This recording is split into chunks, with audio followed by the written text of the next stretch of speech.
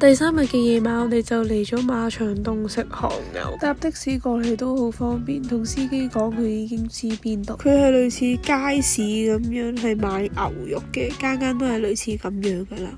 價錢其實間間都差唔多，冇話其實邊間特別平啲。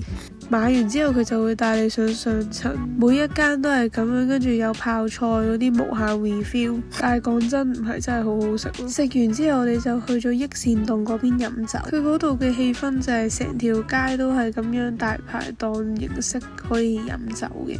某啲鋪頭磅啲嘅可能要你有最低消費，不過呢條街路跑酒精真係好適合，而且周圍價錢都平。呢杯係肉桂味嘅黑啤，可唔可以飲啊？咩味？好淡啊！涼涼你嘅時候嚟韓國就幾好咯，可以坐呢啲地方飲酒。但係如果中意食煙嘅人就好大劑，因為唯一得呢一間係可以喺酒吧入邊食煙嘅啫。就算坐街都唔可以食煙，都要特登行埋一邊先可以食。會飲得咩？係講緊我哋去埋雲大嗰啲都係得呢一間可以食煙咯。